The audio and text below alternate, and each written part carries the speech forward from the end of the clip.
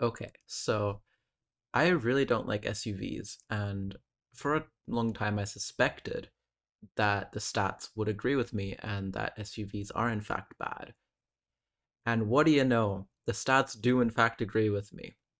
So I looked at the top 10 most sold cars for last year in Australia, of which four were SUVs, four were utes. I mean, they're big enough that then I wouldn't consider them utes anymore. I'd consider them trucks. And two were good old fashioned family cars, the good old Toyota Corolla and Hyundai i30, which are not SUVs, in fact. So for the non reasonable cars, I looked at the size of each car and I looked at where the headlights were and I compared that to parking spaces in Australia. So I dug up this document, which, if you want to link to the document itself rather than just a screenshot I'm going to put up on screen, it's in the description. But essentially, this page right here is very illuminating.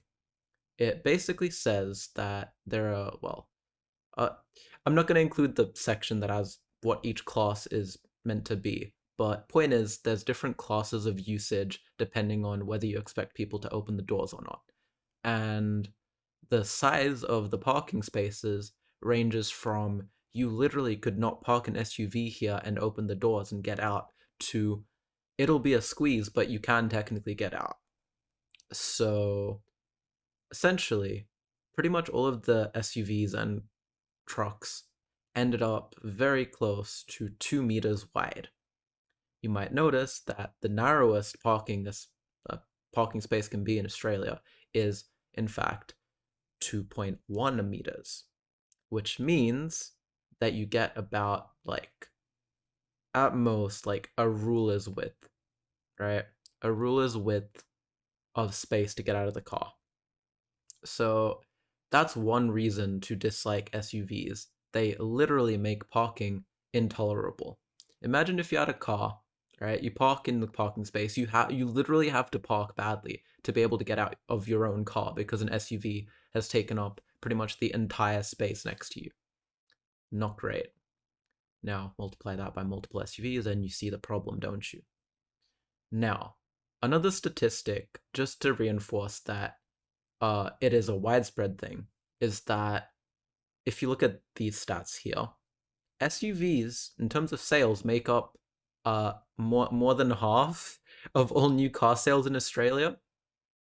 Like of the models that are in the top 10, right? Like uh here's my table. It's the very top ones are, well, fleet vehicles that you would see getting like tradies and whatnot, right? That's fair enough. They're allowed to have bigger cars to carry stuff since, they're tradies. They actually carry stuff, unlike the average person. So let's compare. Okay, an SUV is generally good for comfortably seating like 4 to 7 people, right?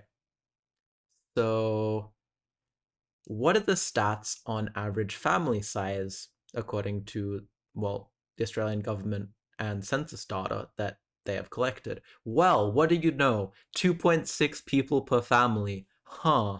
Very interesting.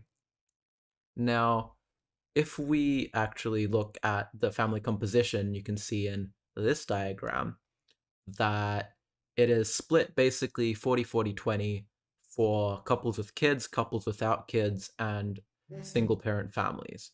Now, if we do some maths, I'm a bit of a maths wizard, as a person called me. You're a real wizard. So you can assume that those childless families have two people, and the families that do have children probably have two. So if we split it up 50-50, we effectively get our 2.6 if we assume that most families that have kids have two, uh, one or two kids, right? Because that gets you to the right number of total people in the household. And yeah. So how many seats did I say an SUV has for comfortably seating people? Oh yeah, 4 to 7. Do you need 4 to 7 seats for a family where the average family size is not even 3? What is the infatuation with such big vehicles? Um, anyway, the final piece of information that I have written down here is the headlight height and compared it to my own car. So for reference, and this isn't really doxing because there are thousands of these cars around Australia and probably hundreds in Victoria of even my specific model, but I drive a 2015 Ford Falcon, right? When I sit down in my car, I did the math, and it turns out the average SUV from the top 10 most sold vehicles in Australia shines its headlights right into my face. Yeah, that's a problem because, funnily enough, I like being able to see. Um, yeah. So hopefully you will have you will now agree with me that SUVs are actually kind of bad, and I literally have the backing up, the stats, the raw hard figures backing me up and saying that SUVs are bad. Goodbye.